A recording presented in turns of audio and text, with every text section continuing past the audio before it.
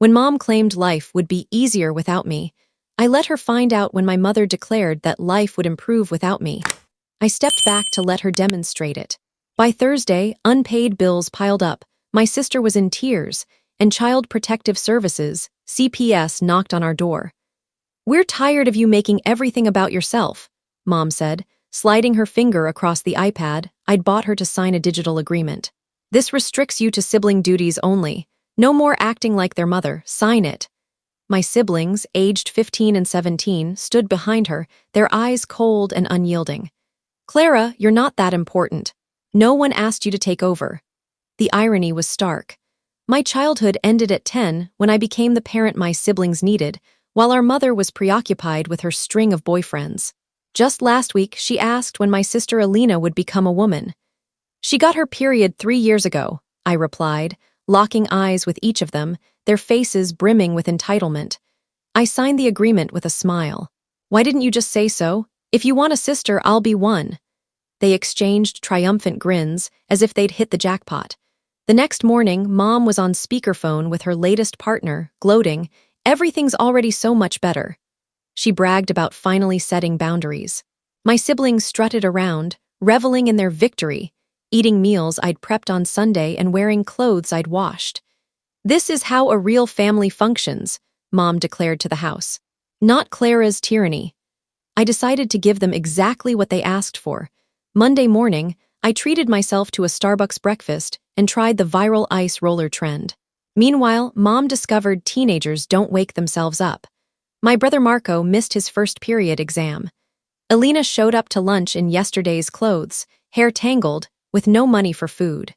Mom got written up at work for being 2 hours late, unaware of the morning routine's existence. By Thursday, the house told its own tale. I came home to find Marco wearing his PE uniform to regular classes because his other shirts reeked of sweat. Mom was on the phone, pleading with the utility company for an extension, oblivious to bill due dates. "Hey, Clara," Marco said casually, as if we were on good terms. "Can you grab me some deodorant when you're out?" "Sorry, that sounds like crossing sibling boundaries," I replied, showing him the agreement on my phone. "Shopping for you feels like parenting." He muttered about me being dramatic and stormed off, the stench trailing him for another week. Alina's orchestra recital was Saturday. I watched from the audience as she took the stage in a wrinkled, stained dress I used to dry clean for her. Parents whispered, and kids pointed. When her teacher confronted Mom about the dress code issue, I spoke up loudly. "Oh, we had a family restructuring," I said cheerfully.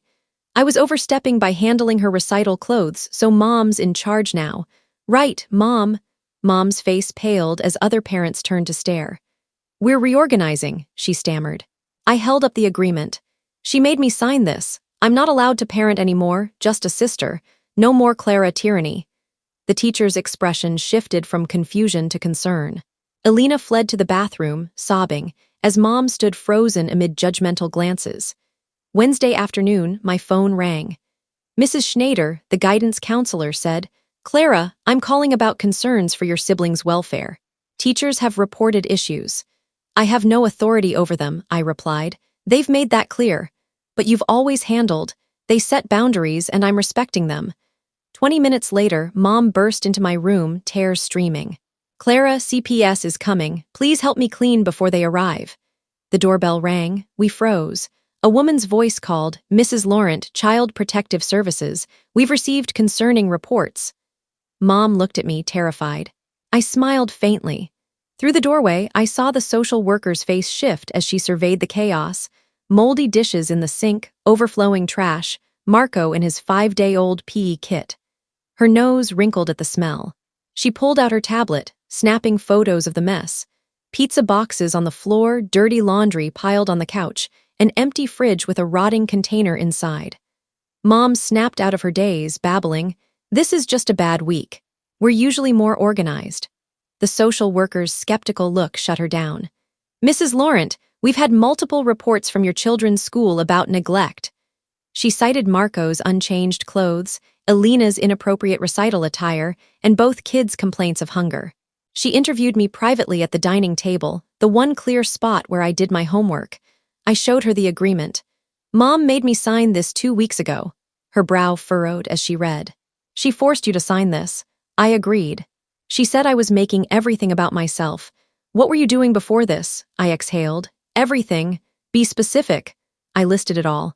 Waking them at 6:30 a.m., making breakfast, packing lunches, ensuring clean clothes, helping with homework, cooking dinner, doing laundry, paying bills online because mom couldn't use the computer, scheduling doctor appointments, attending parent-teacher conferences when mom was too busy. The social worker typed rapidly. How long have you been doing this? Since I was 10. Her fingers paused. 10 years old, I nodded. Mom's boyfriend at the time didn't like kids around, so she was often gone. I explained teaching Alina about her period, forging mom's signature on permission slips, and learning to cook from YouTube because we couldn't afford constant takeout.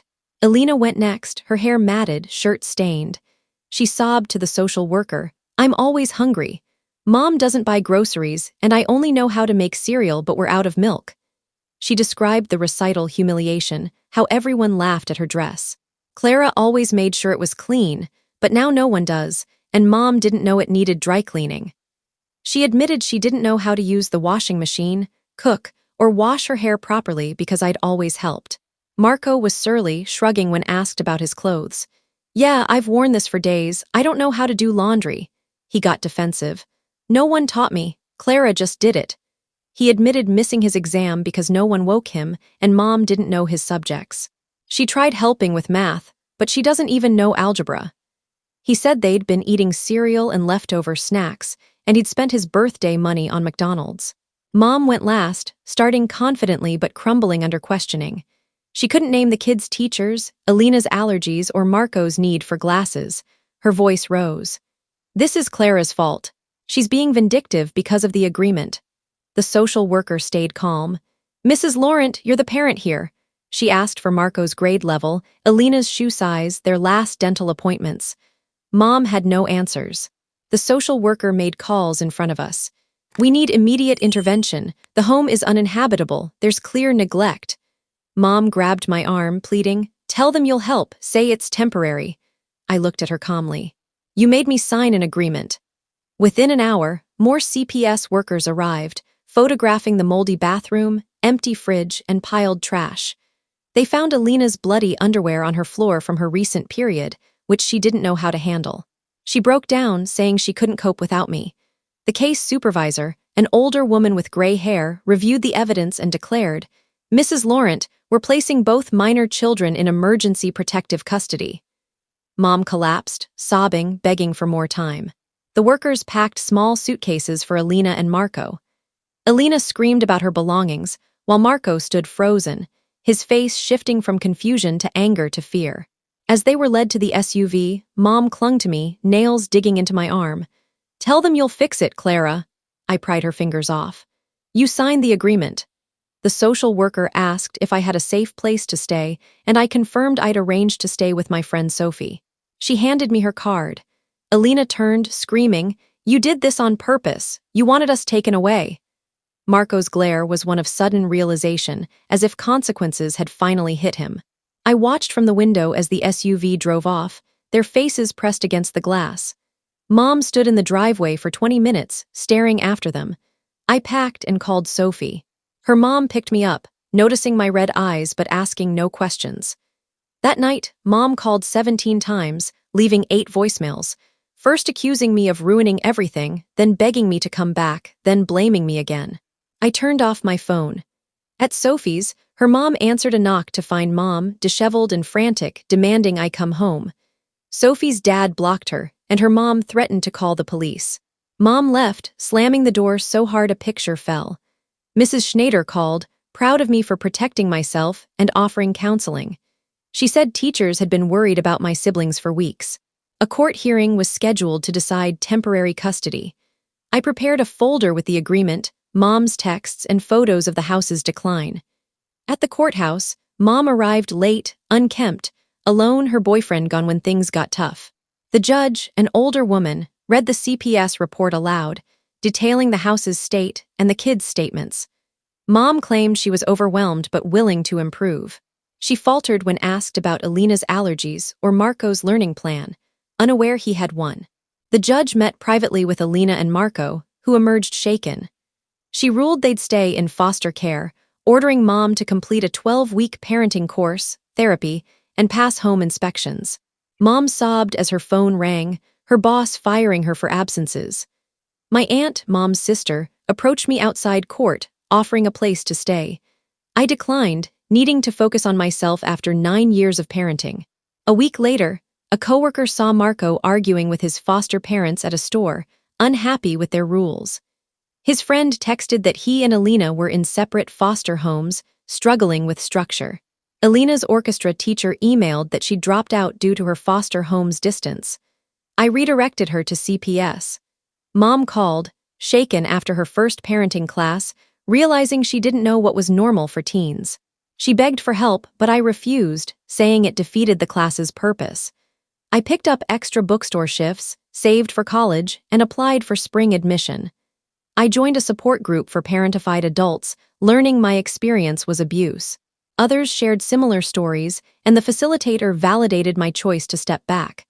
Mom's boyfriend texted, asking to retrieve his things. I blocked him. Weeks later, Marco showed up at Sophie's, begging to stay, overwhelmed by foster care rules. I called CPS, and the same social worker took him, noting both kids were adjusting but getting therapy.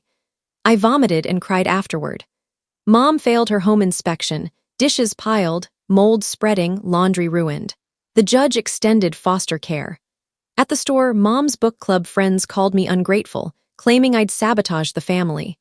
Sophie's mom taught me about banking, FAFSA, credit and leases, things Mom never did. Alina sent a tear-stained letter, calling me selfish for ruining her life, blaming me for her struggles. My therapist said her anger was misplaced trauma. Mom got an eviction notice, unable to manage bills without my income. She moved in with her sister. A court-ordered family therapy session followed. Mom looked sober, admitting she'd stolen my childhood through abuse, though her apology felt hollow. Alina cried, torn between missing me and hating me for not fixing things.